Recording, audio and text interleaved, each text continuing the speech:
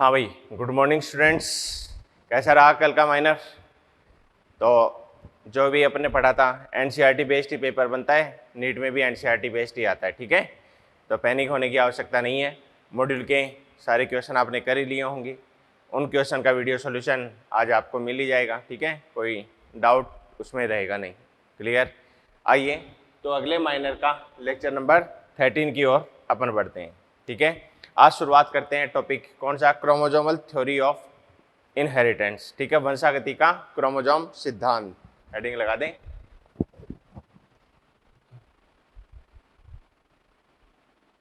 वंशागति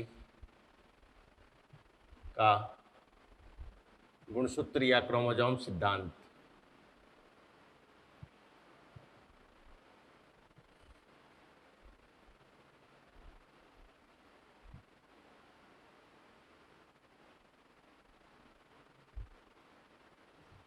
वंशागति का गुणसूत्र या क्रोमोजोम सिद्धांत क्या कहता है ये सिद्धांत? सबसे पहले तो किसके द्वारा प्रपोज्ड है? इसको सटन, वॉल्टर सटन और थियोडोर बोवेरी के द्वारा जो है वो डिस्कवर किया गया है, खोजा गया है, ठीक है। और इसको प्रायोगिक रूप से जो है वो सिद्ध किया गया है किसके द्वारा? थॉमस हंट मॉर्गन के द्वारा। और थॉमस हंट मॉर्गन ने किसके ऊपर प्रयोग किया है इसको सिद्ध करने के लिए? ड्रोसोफिला मिलेनोगेस्टर, जिसे फल मक्खी कहा जाता है, फ्रूट फ्लाई कहा जाता है, ठीक है। तो फर्स्ट ऑफ ऑल डिस्कवरी किसके द्वारा है? थियोडोर बोवेरी और वॉल्टर सटन के द्वारा। इन दोनों ने साथ काम करके इसको नहीं खोजा था, दोनों वैज्ञानिकों ने अलग अलग काम किया था, लेकिन धारणा अपनी एक समान ही रखी थी, ठीक है जी। क्या कहता है ये सिद्धांत कि कोई भी जीन जो है वो किसी गुणसूत्र की विशिष्ट स्थिति पर उपस्थित होती है, और गुणसूत्र की ये विशिष्ट स्थिति जो जीन की पोजीशन को बताती है, जीन की स्थिति को बताती है, क्या कहलाती है? लोकाई कहलाती है, ठीक है जी। युग्मक निर्माण के दौरान ये जो गुणसूत्र और इस पर पाई जाने वाली जो जीन है वो स्वतंत्र रूप से क्या हो जाती है? विसंयोजित हो जाती है, और निषेचन के दौरान पुनः इनका संयोजन देखा जाता है। तो मेंडल के जो नियम थे, कौन सा? फर्स्ट लॉ, सेकेंड लॉ, स्वतंत्र अपव्यवन का नियम या विसंयोजन के नियम की मैं बात करूं तो ये जो है कौन एक्सप्लेन करता है इसको? ये सटन और बोवेरी का वंशागति का गुणसूत्रीय सिद्धांत के द्वारा इसको जो एक्सप्लेन किया जाता है, इसको जो है सिद्ध किया जाता है। आइए, फर्स्ट ऑफ ऑल डिस्कवर्ड है किसके द्वारा? सर्वप्रथम खोज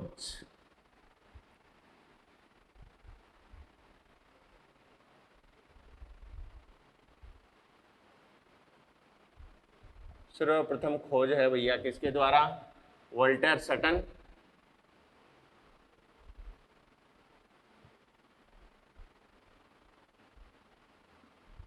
तथा थियोडोर बोवेरी।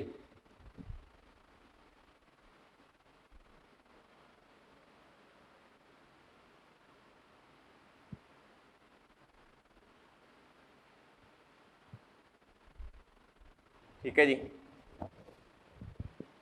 और ये खोज कब संभव हो पाई? अपने को पता है 1865 में मेंडल ने जो जो भी खोज की थी उनको पब्लिश कर दिया गया था, उनका प्रकाशन कर दिया गया था। लेकिन मेंडल की मृत्यु 1884 में हो जाने के पश्चात भी उनके कार्य को कोई पहचान नहीं मिली। 1900 ईस्वी में आकर फिर 3 वैज्ञानिकों ने, याद करो, ह्यूगो डिवरीज, कार्ल कोरेंट्स और वॉन शेरमार्क, इन तीनों ने इंडिपेंडेंट रूप से रीडिस्कवर किया किसको? मेंडलवाद को। और ये जो पोस्ट मेंडलिज्म है इसी के दौरान सूक्ष्मदर्शी की भी खोज हुई है। उस माइक्रोस्कोप की स्टडी, उस माइक्रोस्कोप की डिस्कवरी की वजह से, सूक्ष्मदर्शी की खोज की वजह से जो है वो कोशिका की संरचनाओं को देखा गया, और उन्हीं कोशिकीय संरचनाओं में केंद्रक में पाए जाने वाले गुणसूत्रों का अध्ययन किया गया।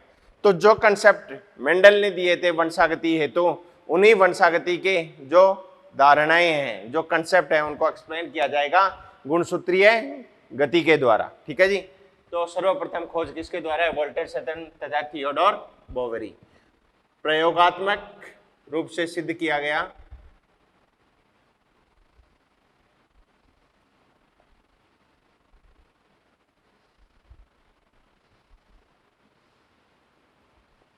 प्रयोगात्मक रूप से किसने बताया? Thomas Hunt Morgan.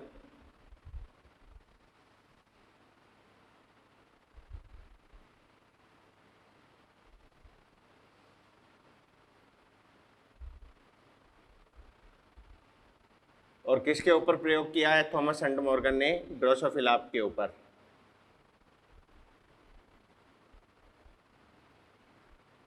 ड्रोसोफिला के ऊपर अपने प्रयोग दर्शाए हैं। और कौन से सिद्धांत को प्रदर्शित किया वंशागति का? गुणसूत्रीय सिद्धांत। ठीक है, ये सिद्धांत क्या कहता है? कोई भी जीन जो है किसी गुणसूत्र की विशिष्ट लोकाई पर उपस्थित होती है। युग्मक निर्माण के दौरान ये गुणसूत्र जो हैं ये स्वतंत्र रूप से विसंयोजन दर्शाते हैं और निषेचन के दौरान पुनः संयोजित हो जाते हैं। तो इस सिद्धांत के अनुसार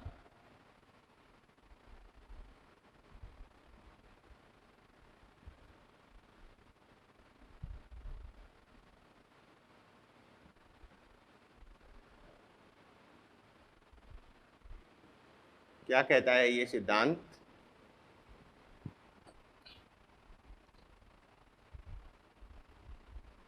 जीन गुणसूत्र की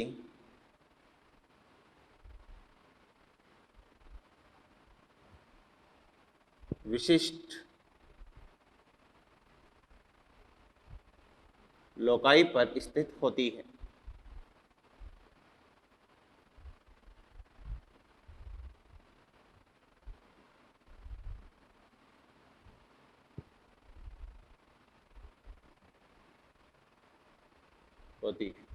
युग्मक निर्माण के दौरान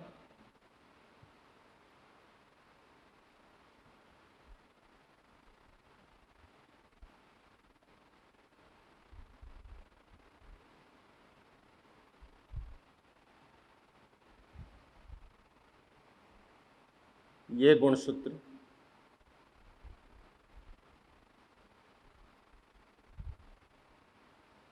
स्वतंत्र रूप से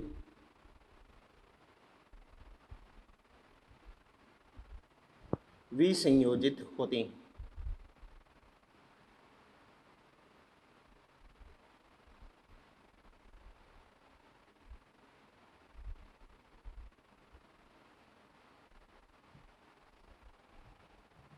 निषेचन के दौरान पुनः संयोजन होता है इनका।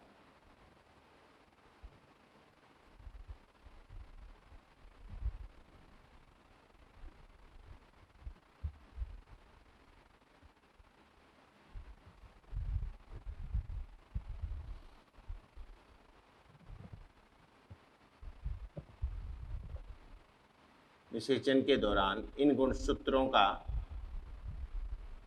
पुनः संयोजन देखा जाता है।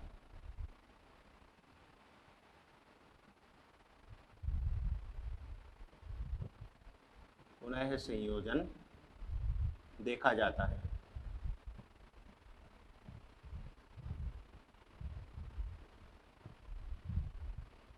ठीक है, विशिष्टताएं क्या हैं इस सिद्धांत की, उनकी बात कर लेते हैं। सिद्धांत की विशिष्टताएं।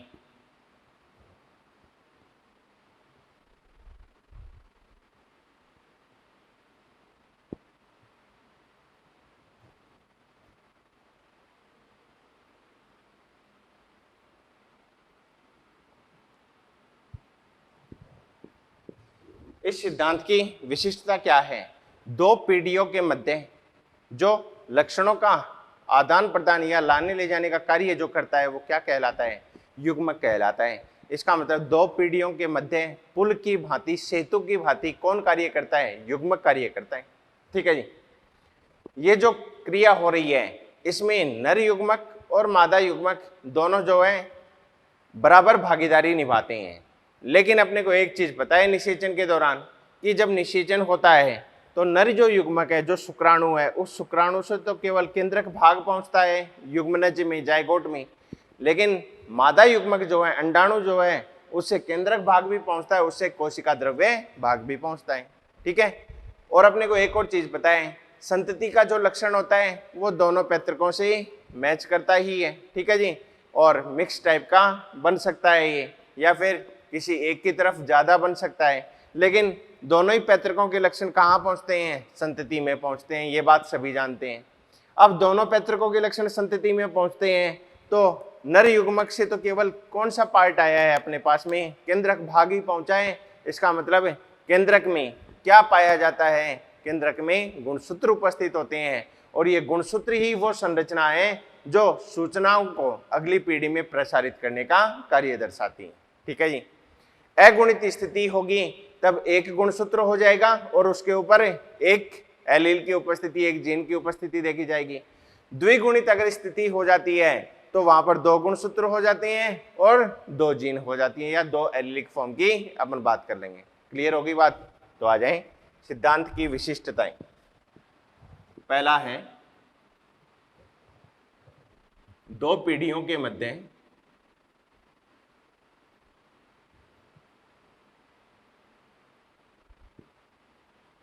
दो पीढ़ी के मध्य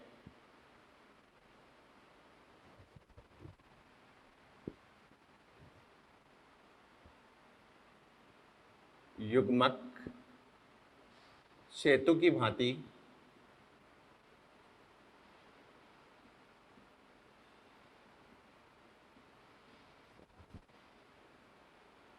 कार्य करते हैं। ठीक है जी। दूसरी बात, शुक्राणु तथा अंडाणु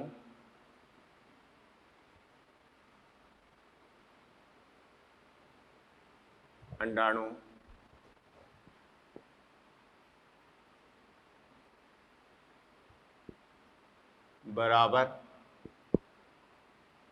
सहभागिता निभाते हैं।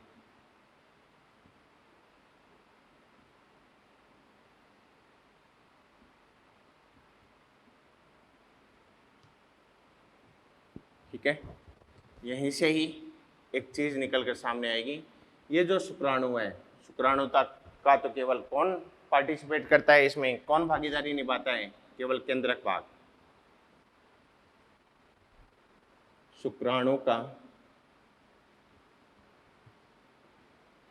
केवल केंद्रक भाग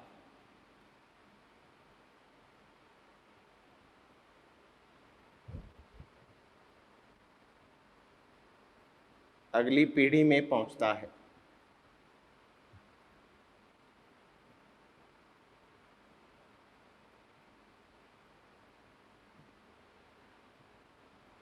अर्थात केंद्रक में क्या पाए जाते हैं? गुणसूत्र उपस्थित होते हैं।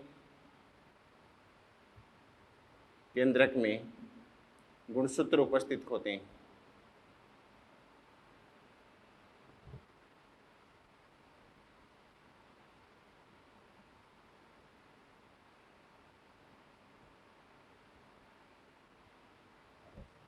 तो निष्कर्ष क्या निकल गया?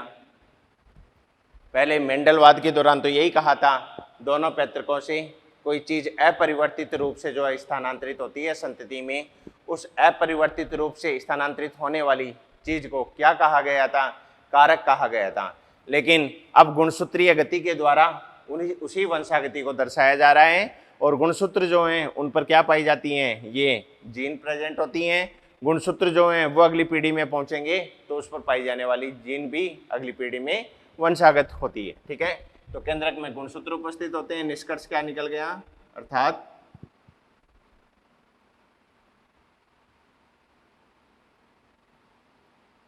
गुणसूत्र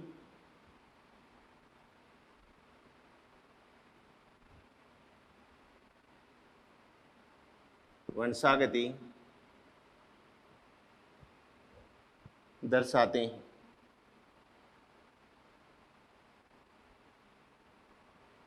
ठीक है जी। नंबर 3 कंसेप्ट आएगा, अगर अगुणित स्थिति है एक गुणसूत्र एक एलील हो जाएगी, द्विगुणित अगर स्थिति है तो दो गुणसूत्र दो एलील हो जाएंगी। ठीक है।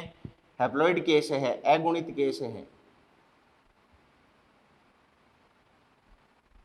अगुणित स्थिति में एक गुणसूत्र हो जाएगा तथा इस पर किसी लक्षण के लिए एक एलील हो जाएगी। और द्विगुणित अगर स्थिति है, द्विगुणित स्थिति में दो गुणसूत्र हो जाएंगे तथा एलील भी कितनी हो जाती है बच्चों, 2 एलील हो जाती हैं।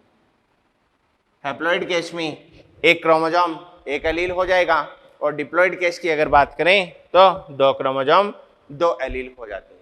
क्लियर हो गई। ये जो प्रक्रिया हो रही है कोशिका विभाजन के दौरान, जब युग्मक बनता है, जब मियोसिस होता है, अर्धसूत्री विभाजन होता है, उस अर्धसूत्री विभाजन के दौरान ये जो गुणसूत्र हैं ये सिनेप्स करते हैं, एक दूसरे के पास पास आते हैं। क्लियर। और फिर पश्चावस्था के दौरान, एनाफेज के दौरान ये एक दूसरे से क्या हो जाते हैं, पृथक्कित होकर भिन्न भिन्न कोशिकाओं में पहुंच जाते हैं। ठीक है, तो ये भी एक कंसेप्ट बनता है, ये भी एक विशिष्टता इसकी बनती है। मार्कर चेंज कर लेते हैं अपन।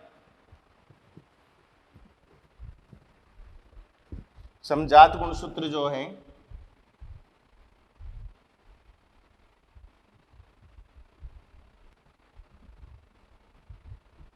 समजात गुणसूत्र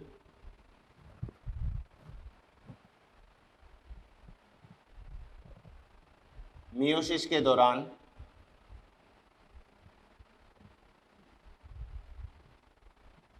मियोसिस मतलब अर्धसूत्री विभाजन के दौरान क्या दर्शाते हैं, सिनेप्सिस दर्शाते हैं, सिनेप्स होते हैं।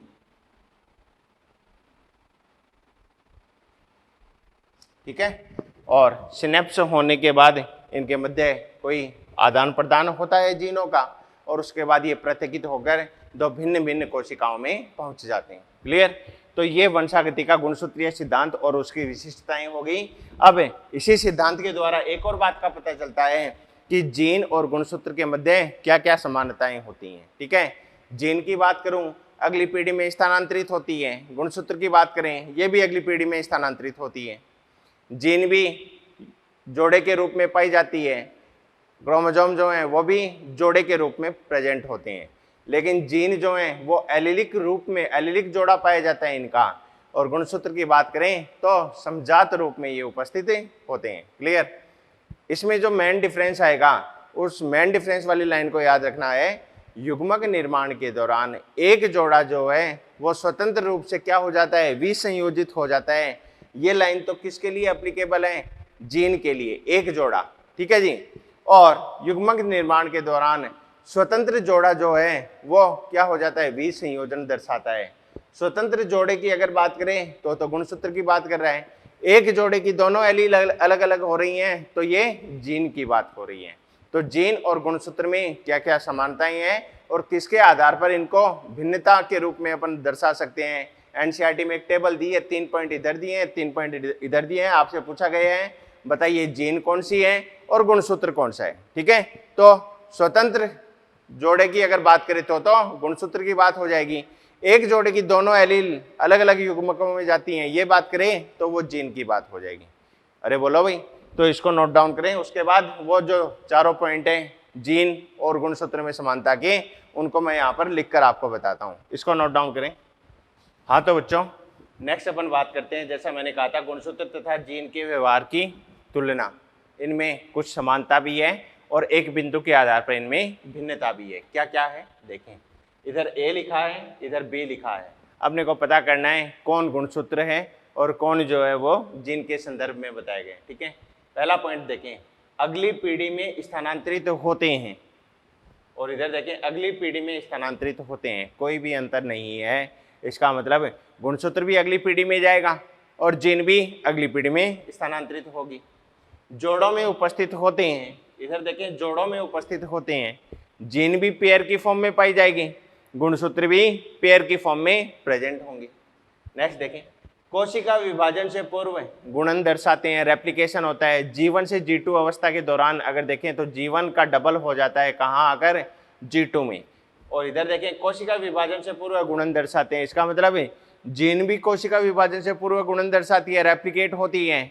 और जीन रेप्लिकेट क्यों होती है, क्योंकि क्रोमोसोम रेप्लिकेट होते हैं। क्रोमोसोम के ऊपर ही क्या पाई जाती है, जीन पाई जाती है, इसमें भी कोई अंतर नहीं है।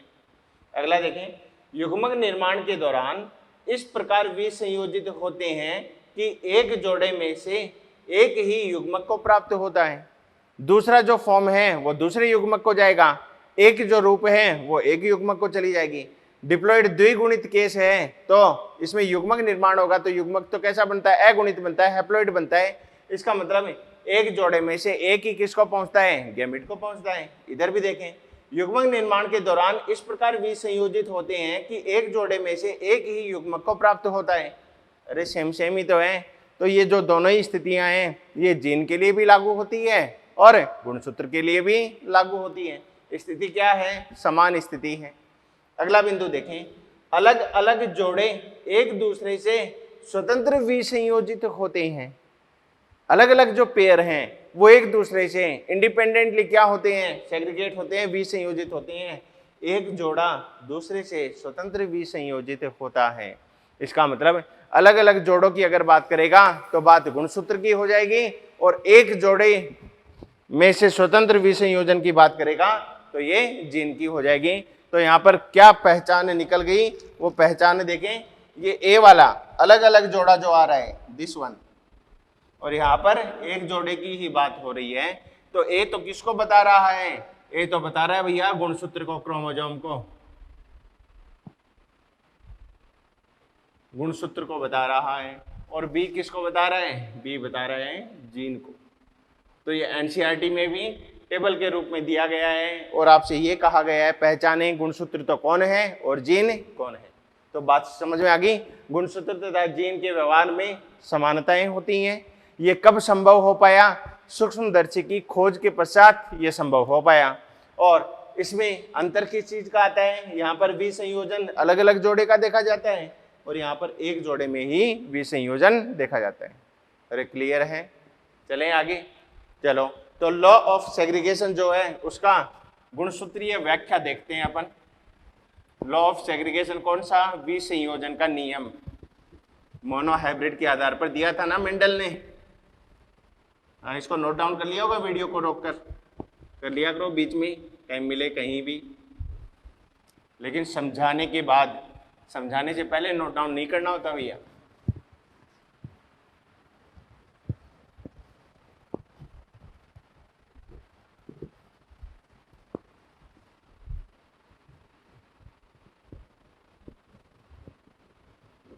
विसंयोजन के नियम की गुणसूत्रीय व्याख्या।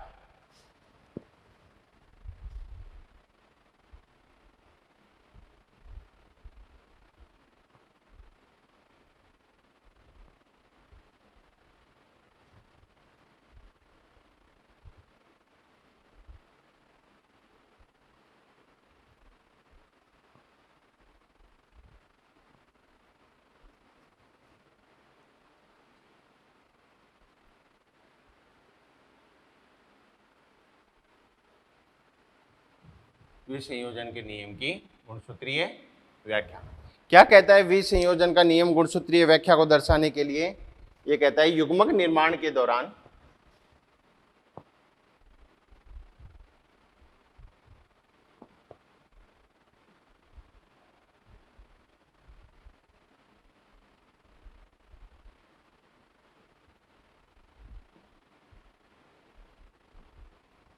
युग्मक निर्माण के दौरान जो है समजात गुणसूत्रों पर क्या पाया जाता है, जीन उपस्थित होती है। ठीक है जी। और समजात गुणसूत्र पर ये जो जीन पाई जाती हैं ये गुणसूत्र अलग अलग हो जाते हैं। कब, मियोसिस फर्स्ट की एनाफेज फर्स्ट के दौरान।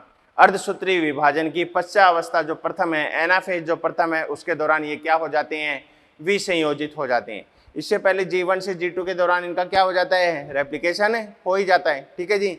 तो एनाफेज फर्स्ट के दौरान गुणसूत्र जो रेप्लिकेट हुए थे वो विपरीत ध्रुवों पर चले जाते हैं, ऑपोजिट पोल पर चले जाते हैं। ठीक इसी प्रकार जब ये एनाफेज सेकंड में पहुंचेंगे, अर्धसूत्री विभाजन द्वितीय की पश्चावस्था द्वितीय में पहुंचेंगे, एनाफेज सेकंड में पहुंचेंगे, तो उस दौरान एक गुणसूत्र के जो दो क्रोमेटिड्स हैं जो सेंट्रोमियर भाग से जुड़े हुए हैं, वो दोनों क्रोमेटिड भी क्या हो जाते हैं, एक दूसरे से अलग अलग हो जाते हैं। एनाफेज फर्स्ट में तो गुणसूत्र अलग अलग होते हैं, लेकिन एनाफेज सेकंड के दौरान क्या देखा जाता है, क्रोमेटिड्स का पृथक्करण देखा जाता है, विसंयोजन देखा जाता है। ठीक है जी। तो ये जो बात है ये किसको एक्सप्लेन कर रही है, मेंडल ने जो विसंयोजन बताया था, उस विसंयोजन में क्या बोला था कि एक जोड़ा जो एलिलिक पेयर पाया जा रहा है युग्मक निर्माण के दौरान, उसमें से एक ही किसको जाता है, गैमेट को जाता है। तो यहाँ भी मियोसिस हो रहा है, गैमेट का फॉर्मेशन हो रहा है, और वो एक ही क्यों जाता है, वो इसलिए जाता है क्योंकि पहले तो गुणसूत्र अलग अलग हो जाते हैं, उसके बाद एक ही गुणसूत्र के दोनों क्रोमेटिड भी क्या हो जाते हैं, अलग अलग हो जाते हैं। इसका मतलब एक जीन का जो एक एलिलिक जोड़ा पाया जा रहा था समजात गुणसूत्र पर, उसके क्रोमेटिड्स अलग अलग होने के कारण एक जो कोशिका बनेगी, एक जो गैमेट बनेगा, उसमें एक तो क्रोमेटिड जाएगा और एक उस पर उपस्थित एलील पहुंचेगी।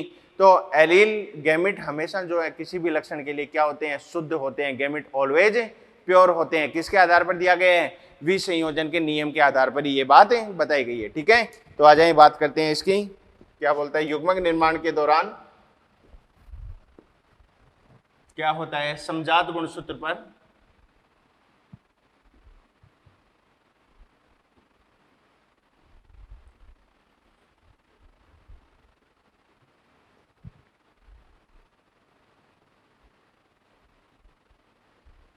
जीन युग्म उपस्थित होता है।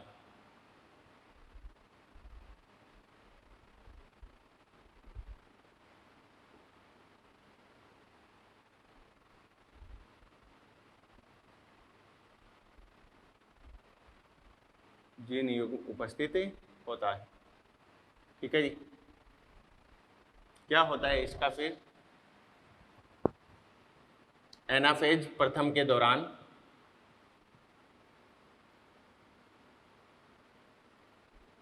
एनाफेज प्रथम फर्स्ट के दौरान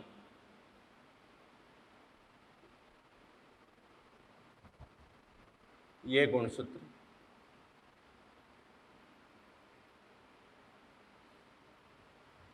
स्वतंत्र विसंयोजित होकर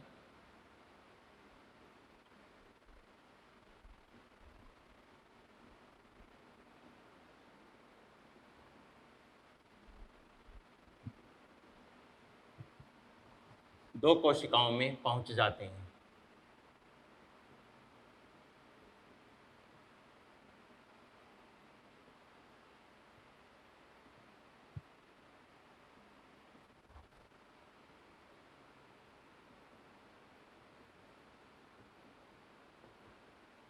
दो कोशिकाओं में पहुंच जाते हैं। ठीक है जी, अगली बात क्या आएगी, एनाफेज सेकंड के दौरान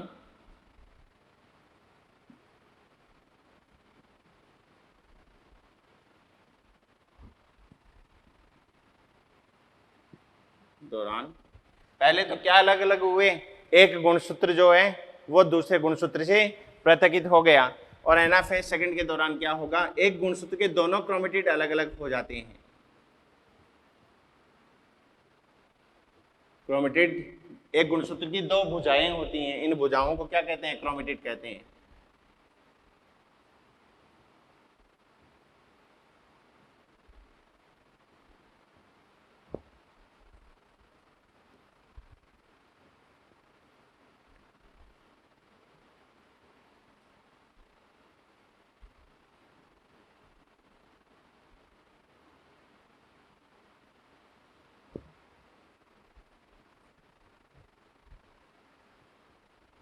स्वतंत्र विसंयोजित होकर एक गुणसूत्र के दोनों क्रोमेटिड्स भी स्वतंत्र विसंयोजित होकर पृथक कोशिकाओं में पहुंचते हैं।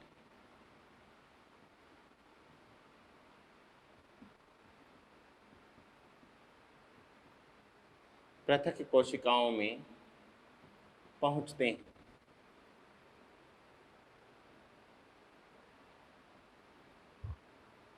तो निष्कर्ष क्या निकल गया, एक कोशिका थी, एक से दो कोशिकाएं बन गई, इन दोनों कोशिकाओं में क्या होगा, क्रोमेटिड्स अलग अलग होंगी और चार कोशिकाओं में पहुंच जाएंगे। तो निष्कर्ष निकल गया कि एक कोशिका से कितनी कोशिकाएं बनती हैं, चार पुत्री कोशिकाएं बनती हैं। एक कोशिका से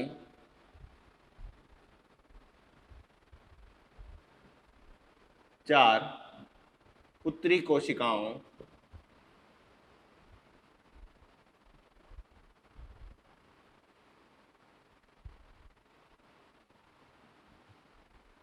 का निर्माण होता है।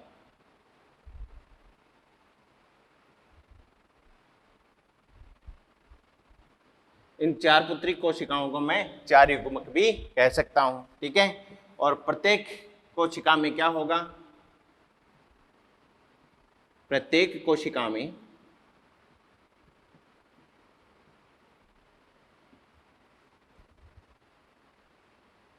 एक क्रोमेटिड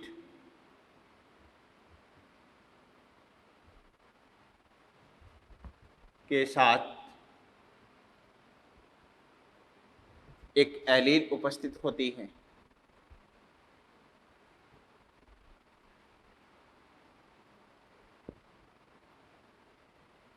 उपस्थित होती, ठीक है जी। क्या कहना चाह रहे हैं ये कह रहे हैं कि एक जीवन प्रावस्था है, इस जीवन प्रावस्था के दौरान ये गुणसूत्र पाए जा रहे हैं यहाँ पर, ठीक है जी। ये गुणसूत्र हो गया, समझात गुणसूत्र। कोशिका विभाजन से पूर्व, अभी कोशिका विभाजन चालू नहीं हुआ है, G2 अवस्था के दौरान क्या हो जाएगा, इनका डुप्लीकेशन हो जाएगा। ये इस प्रकार बन जाते हैं, ये इनका गुणसूत्रों का क्या हो गया, डुप्लीकेशन हो गया, होमोलोगस क्रोमोसोम रेप्लिकेट हो जाते हैं।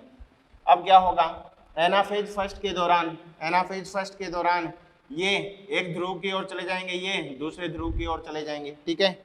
ये एक्चुअल में ये आपस में जुड़े हुए हैं, समझाते ना, ये यहाँ से जुड़े हुए हैं आपस में, ये एक पोल की ओर चले जाते हैं और ऐसे ही ये वाला बड़े वाला जो है ये दूसरे पोल की ओर चला जाएगा। किससे जुड़े हुए हैं, सेंट्रोमियर से जुड़े हुए हैं। ऐसे ही छोटे वाले भी क्या हो जाते हैं, अलग अलग पोल की ओर चले जाते हैं, ठीक है। ये तो हो गया एनाफेज फर्स्ट के दौरान। एनाफेज सेकंड के दौरान क्या होगा, एनाफेज सेकंड में अलग अलग कोशिकाओं में तो ये पहुंच ही चुके हैं, अब इनके ये जो रूप हैं क्रोमेटिड्स हैं ये भी अलग अलग हो जाएंगे। कहने का मतलब यहाँ पर 2 कोशिकाएं बनेंगी, ठीक है। मैंने सिंगल में बना दिया, ऐसे ही एक और कोशिका बनेगी। इसमें क्या हो जाएगा, ये एक कोशिका में चला गया, ये दूसरी कोशिका में आ गया, तो एक कोशिका में जाने के बाद इनके क्रोमेटिड्स क्या होते हैं भैया, अब अलग अलग हो जाते हैं, पृथकित हो जाते हैं। ये क्रोमेटिड अलग हो गया इसका, ठीक है। और ऐसे ही दूसरा क्रोमेटिड जो है वो ये बन जाएगा। ऐसे ही छोटे वाले का एक क्रोमेटिड ये हो गया, एक क्रोमेटिड ये हो जाता है। तो एक कोशिका से क्या बन जाती है, 2 कोशिकाएं। अब 2 कोशिकाओं से ये एक कोशिका से अलग अलग होकर फिर से अलग अलग कोशिकाओं में पहुंचेंगे, तो ये एक कोशिका फिर से क्या बना देती है, 2 कोशिकाएं बना देती है। एक में एक क्रोमेटिड ये आ गया और एक क्रोमेटिड ये आ जाता है, दूसरी में दूसरा क्रोमेटिड ये आ गया और एक क्रोमेटिड छोटा वाला ये आ जाता है। ऐसे ही इसके भी क्या बन जाएंगे, 2 कोशिकाएं बन जाती हैं, तो 4 कोशिकाओं का निर्माण हो जाता है। ये तो एक रफ डायग्राम के द्वारा मैंने समझाया है, एक फेयर डायग्राम इसके साथ में मैं और बना देता हूँ, ठीक है। लेकिन उससे पहले आप जो मैंने लिखा है इसके लिए विसंयोजन के नियम की गुणसूत्रीय जो व्याख्या अपन ने बात की है, इस वीडियो को पॉज करके नोट डाउन करें, फिर फेयर डायग्राम इसका बनाकर मैं दिखाता हूँ आपको। Note down it. हाँ, तो बच्चों विसंयोजन की नियम की जो गुणसूत्रीय व्याख्या है उसका एक फेयर डायग्राम आपके सामने मैंने बना दिया है। देखें आप क्या है, ये जो है ये जीवन अवस्था को प्रदर्शित कर रहे हैं, ये यहाँ पर G2 अवस्था को प्रदर्शित कर रहा है। जीवन से G2 अवस्था के दौरान क्या हो गया है, जो क्रोमोसोमल मटेरियल है उसका क्या हो गया है, रेप्लिकेशन हो गया है, गुणन हो जाता है, ठीक है जी। G2 अवस्था के बाद ये क्या आती है, अर्धसूत्री विभाजन की, मियोसिस फर्स्ट, अर्धसूत्री विभाजन प्रथम की कौन सी अवस्था है, एनाफेज। एनाफेज प्रथम के दौरान क्या हो जाता है, ये बाइवेलेंट का निर्माण होता है, युगली का निर्माण होता है। बाइवेलेंट कह दो या युगली कह दो, बाइवेलेंट युगली का निर्माण होता है। और क्या बोला, विपरीत ध्रुवों की ओर गुणसूत्र जो हैं वो गति करने लगते हैं। एनाफेज सेकंड के बाद अलग अलग कोशिकाओं में ये पहुंच जाएंगे। एनाफेज सेकंड में फर्स्ट के पश्चात एनाफेज सेकंड आएगी, ये मियोसिस सेकंड है। मियोसिस सेकंड की अवस्था कौन सी, एनाफेज सेकंड। एनाफेज सेकंड, इसके दौरान जो एक गुणसूत्र है, ये एक गुणसूत्र है, ये एक गुणसूत्र है, ये एक गुणसूत्र है, ये एक गुणसूत्र है, ठीक है जी। तो एक गुणसूत्र के दोनों क्रोमेटिड्स क्या हो जाते हैं, पृथकित हो जाते हैं। ये क्या कहलाते हैं, क्रोमेटिड्स।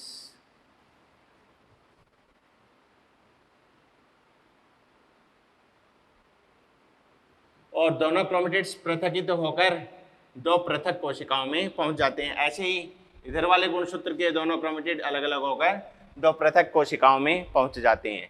तो कितनी जर्म सेल बन जाती हैं, 4 जनन कोशिकाएं, 4 जनन कोशिकाएं।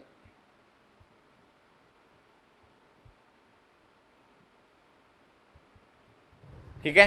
फॉर एग्जाम्पल यहाँ अपन ने बोला कि 2n बराबर डिप्लॉइड संख्या क्या है, 4 अगर है डिप्लॉइड संख्या तो यहाँ पर 2n बराबर कितनी आ जाएगी, 2n बराबर 2, 2n बराबर 2। ठीक है, 2n बराबर सॉरी n बराबर बोलेंगे क्योंकि गैमेट बन गया है ना, तो n बराबर क्या आ जाता है, यहाँ पर 2 आ जाता है, n बराबर 2, n बराबर 2। ठीक है, तो ये अपना विसंयोजन के नियम की गुणसूत्रीय व्याख्या है। अब दूसरा नियम कौन सा है, डाई हाइब्रिड क्रॉस के आधार पर दिया था स्वतंत्र अपव्यूहन का नियम। उस स्वतंत्र अपव्यूहन के नियम की भी गुणसूत्रीय व्याख्या की बात करते हैं। इसको नोट डाउन करें पहले। हाँ तो बच्चों बात करते हैं लॉ ऑफ इंडिपेंडेंट असॉर्टमेंट को। ये क्रोमोसोमल एक्सप्लेनेशन किस प्रकार दर्शाता है, तो हेडिंग लगाएंगे स्वतंत्र अपव्यूहन के नियम की गुणसूत्रीय व्याख्या।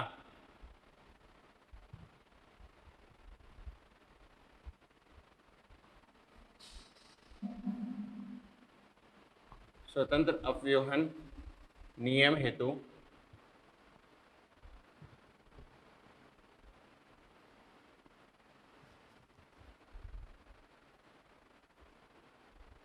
गुणसूत्रीय व्याख्या।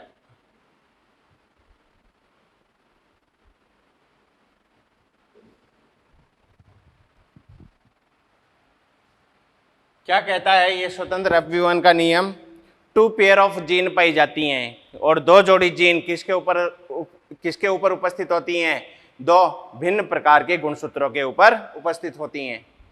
एक जोड़ी जो जीन है या एक जो होमोलोगस पेयर है गुणसूत्रों का, समजात गुणसूत्रों का जो युग्म है, उसके ऊपर तो जीन पाई जाती है किसके लिए, बीज के रंग के लिए, और दूसरे गुणसूत्र पर जीन उपस्थित होती है किसके लिए, बीज की आकृति के लिए। याद करो, राउंड येलो और रिंकल्ड ग्रीन, 2 प्रकार का डाई हाइब्रिड का क्रॉस करवाया था ना, तो क्या क्या बोल देंगे, क्या कहता है ये नियम, ये नियम कहता है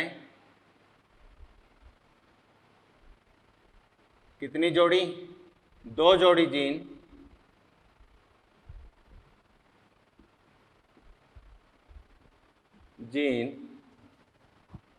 2 भिन्न गुणसूत्रों पर उपस्थित होती हैं।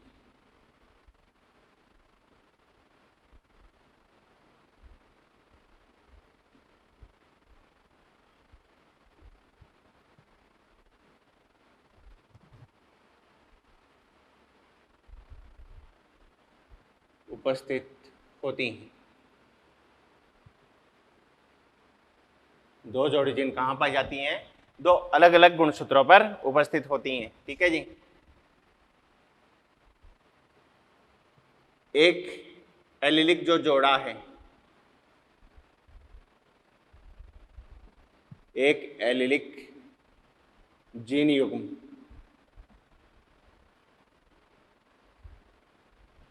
किसको दर्शाएगा, बीज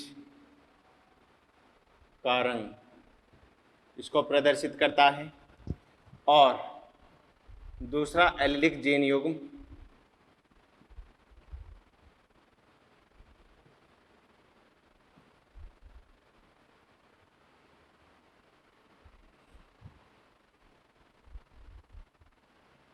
किसको दर्शाता है, बीज की आकृति।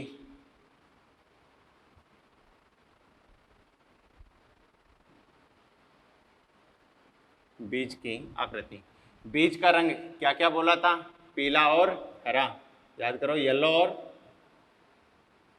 ग्रीन। और आकृति की अगर बात करें तो गोल और झुर्रीदार, राउंड और रिंकल्ड, राउंड और रिंकल्ड। ठीक है जी।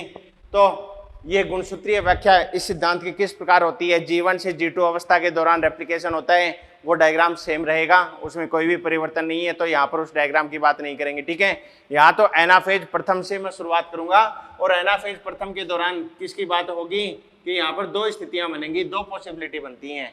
दो पॉसिबिलिटी कौन कौन सी बनती हैं, ये एक बड़ा गुणसूत्र हो गया, ये छोटा गुणसूत्र हो गया, इधर दूसरा गुणसूत्र हो जाएगा, ये छोटा गुणसूत्र हो जाता है। ठीक है, तो एक वाले केस में पहले वाली जो स्थिति बनेगी, इसमें कैपिटल वाई है तो यहाँ पर जैसे मैंने मान लिया स्मॉल आर, और ये स्मॉल वाई है तो यहाँ पर मान लिया कैपिटल आर हो जाएगा।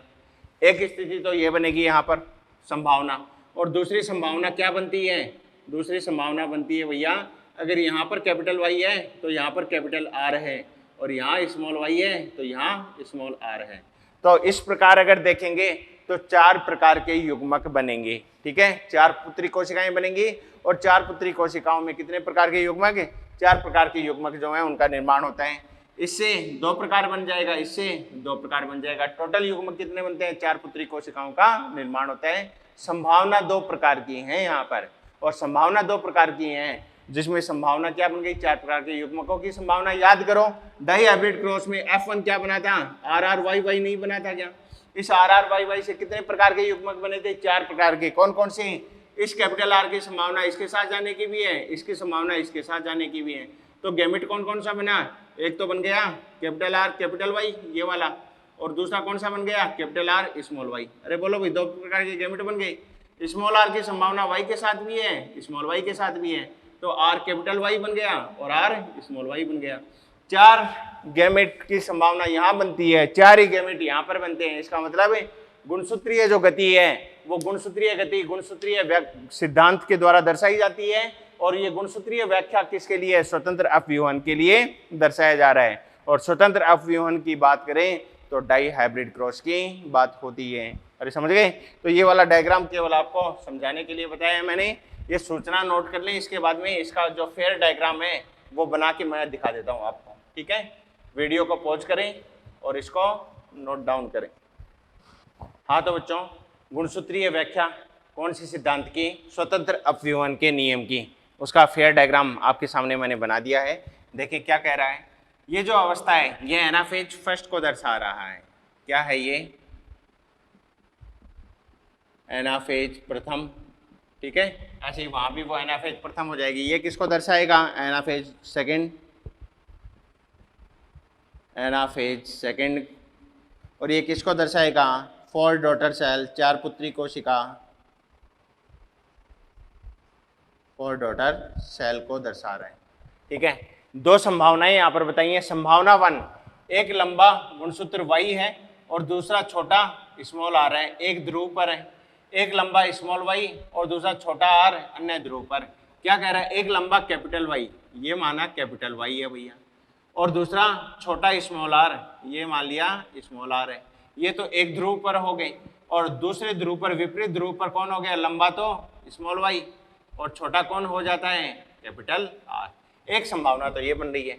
इधर देखें संभावना कौन सी है, एक लंबा कैपिटल Y, ये हो गया कैपिटल Y, ठीक है जी, और छोटा कैपिटल R, ये कैपिटल R आ गया इधर। इधर एक लंबा स्मॉल y और दूसरी ओर क्या आ जाएगा, स्मॉल r। तो आप देखें कैपिटल और स्मॉल r है, यहाँ पर कैपिटल कैपिटल R हैं दोनों ही। ठीक है, तो दो प्रकार की संभावनाएं यहाँ पर बनेंगी। एनाफेज फर्स्ट के बाद दो पुत्री कोशिकाएं बनेंगी, जिनमें एक गुणसूत्र जो है विसंयोजित होकर पृथक रूप से पहुंच जाएंगे। अब यहाँ अगर मैं बात करूं तो ये कैपिटल Y है, ये इसको आधा आधा जैसे मान सकते हैं अपन। ठीक है, ये एक कोशिका में चला गया, ये दूसरी कोशिका में चला गया। अगर बात करूं ये एक कोशिका में गया है तो इस गुणसूत्र पर क्या पाया जा रहा है, क्रोमेटिड पर कैपिटल Y, तो इसके सामने भी क्या पाया जाएगा, कैपिटल Y ही प्रेजेंट होगा। यहाँ भी क्या होगा भैया, कैपिटल Y ही पाया जाएगा। ठीक है जी, यहाँ स्मॉल r है तो यहाँ पर क्या पाया जाएगा, स्मॉल r। यहाँ स्मॉल y तो यहाँ भी स्मॉल y मिलेगा। यहाँ कैपिटल R तो यहाँ भी क्या मिल जाएगा, कैपिटल R हो जाएगा। ठीक है, तो ये दोनों में ही क्या आ जाएगा, कैपिटल Y कैपिटल Y, क्योंकि ये पूरा जो है ये इस कोशिका में आ गया, ये स्मॉल y वाला इस कोशिका में आ गया, तो ये स्मॉल y ये भी स्मॉल y हो जाएगा। ये capital R small r, sorry, ये भी स्मॉल r इधर की ओर बात करें तो ये कैपिटल आर है और ये क्या हो जाएगा, कैपिटल आर। अब ये क्रोमेटिड्स अलग अलग कोशिकाओं में पहुंच जाते हैं। ये तो बन गया capital Y small R, capital Y small R, और ये बन जाता है स्मॉल वाई कैप आर, ये वाला बन जाएगा स्मॉल वाई और कैप आर। तो यहाँ अगर गैमेट की बात करूँ तो गैमेट कौन सा बना है, कैपिटल वाई स्मॉल आर। ये कौन सा है, कैपिटल वाई स्मॉल आर। अरे ये दोनों तो एक ही गैमेट है ना, एक ही टाइप का तो है, कैपिटल वाई स्मॉल आर। यहाँ अगर बात करें तो गैमेट कौन सा है, स्मॉल वाई कैपिटल आर। यहाँ देखें तो स्मॉल वाई कैपिटल आर। अरे भैया फिर से दोनों एक ही प्रकार के हैं, कौन से, स्मॉल वाई कैपिटल आर। तो यहाँ इस संभावना से दो प्रकार के गैमेट बन गए, दो प्रकार के इस संभावना से बन जाएंगे। यहाँ कैपिटल वाई है तो यहाँ क्या होगा, कैपिटल वाई होगा, सबको पता है। यहाँ स्मॉल वाई है तो यहाँ भी क्या होगा, स्मॉल वाई हो जाएगा। समजात गुणसूत्र है ये, ठीक है जी। अब इन गुणसूत्रों के इस वाले के इधर वाले के कैपिटल वाई वाले के दोनों क्रोमेटिड अलग अलग हो गए, तो दोनों पर क्या आ जाएगा, यहाँ पर कैपिटल वाई, यहाँ दोनों पर क्या आ जाएगा, स्मॉल वाई। यहाँ अगर बात करूँ तो कैपिटल के साथ में आर पाया जा रहा था, तो कैपिटल आर कैप आर, यहाँ पर स्मॉल आर हो जाएगा। यहाँ बात करें तो ये क्रोमेटिड अलग अलग होकर अलग अलग कोशिका में चले गए, capital Y capital R, cap Y cap R, small Y small R, small Y small R. यहाँ गैमेट वाई आर कैपिटल, दोनों एक ही तो टाइप है ना, कैपिटल वाई कैपिटल आर, एक गैमेट ये बन गया। यहाँ पर स्मॉल वाई स्मॉल आर, ये दोनों एक ही तो टाइप है ना, स्मॉल वाई स्मॉल आर। ये तो ये दो गैमेट इस संभावना से बन गए, दो गैमेट इस संभावना से बन गए। मेंडल क्या कह रहे थे, मेंडल कह रहे थे हाइब्रिड बनता है आर आर वाई वाई। अब इसकी संभावना इसके साथ भी तो गैमेट बनता है कैपिटल आर स्मॉल आर की भी इन दोनों से संभावना है, तो गैमेट बनता है small R cap Y small Y. तो चार प्रकार के गैमेट यहाँ बनते हैं, चार प्रकार के गैमेट यहाँ बन गए और सिमिलर हैं, और उन सिमिलरिटी को देख सकते हो। कैपिटल वाई स्मॉल आर है तो कैपिटल वाई स्मॉल आर कहाँ है, ये रहा, ये कट गया। दूसरा है स्मॉल वाई कैपिटल आर, ये रहा, ये कट गया। कैपिटल आर कैपिटल वाई, ये कट गया। Small Y small R. अरे बोलो भैया। तो ये अपना जो है वो इंडिपेंडेंट असॉर्टमेंट को भी एक्सप्लेन कर दिया, किसने, किसने, गुणसूत्रीय व्याख्या के द्वारा एक्सप्लेन कर दिया गया है। किसको व्याख्या कर दी गई है, किसकी, स्वतंत्र अपव्यूहन के नियम की। पहला एक्सप्लेनेशन किसका था, लॉ ऑफ सेग्रीगेशन का। ये एक्सप्लेनेशन किसका है, लॉ ऑफ इंडिपेंडेंट असॉर्टमेंट का। और मोनोहाइब्रिड और डाईहाइब्रिड के जो नियम मेंडल के द्वारा दिए गए थे, इनको सटन और बोवेरी जो है उन्होंने समझा दिया गुणसूत्रीय व्याख्या के द्वारा। अब बात आती है, ये जो गुणसूत्रीय सिद्धांत है इसको प्रयोगात्मक रूप से किसने एक्सप्लेन किया, तो वो हो जाएंगे थॉमस हंट मॉर्गन ने। किसके ऊपर एक्सपेरिमेंट किए इन्होंने, ड्रोसोफिला के ऊपर, ड्रोसोफिला मेलेनोगेस्टर, जिसे फल मक्खी कहा जाता है, फ्रूट फ्लाई कहा जाता है, ठीक है। उसकी बात करेंगे अपन कल के लेक्चर में। चलो थैंक यू बच्चों।